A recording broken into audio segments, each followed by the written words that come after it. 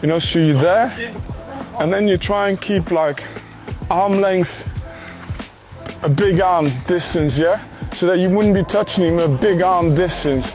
And then you match his run. If he's going further away, you just match his run, but you stay still on your toes and ready to sprint. The moment he releases the ball, you open up, yeah? And don't let him match your line. So again, if I'm here, I'm still safe. Just run, run, run. If I'm seeing you accelerating, just run, accelerate, then I need to accelerate before you. And just keep that distance constant, yeah? So this video is of Vincent Kompany, former Manchester City defender. This video looks like he was still the manager at Burnley. Of course, he took the job at Bayern Munich a couple years ago, has led them to 2 straight Bundesliga titles. His amazing player so far, looks like he's an amazing manager as well. Obviously, he knows how to defend, being a former defender himself.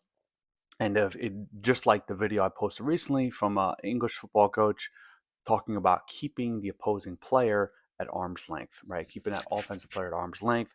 Kompany shows the same thing here. Of course, you want to do that because if number one, if you try to go in for the ball, that player's going to just go right around you, right? With the skills that professional or talented players have in general, right? If we're talking about youth soccer, just a talented player, they're going to go right around, a player that just tries to dive in and try to take the ball. So you want to keep that player at arm's length. You ideally want to just anticipate. If they make a heavy touch, that's when, as a defender, you'd actually go in really between the player and the ball and take the ball away.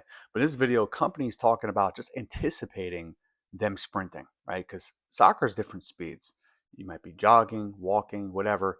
But in this case, if the offensive player is just moving with the ball, they might just decide to sprint, right? The best way to win a 1v1 is changing speeds.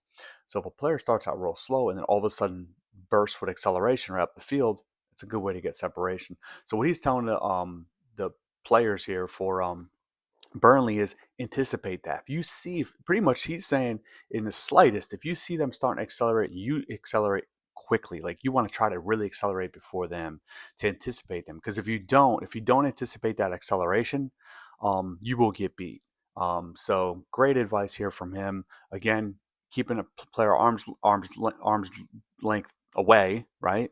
But also anticipating their moves, not even just acceleration, which is very important, but just anticipating their moves in order to stay, in lockstep with them.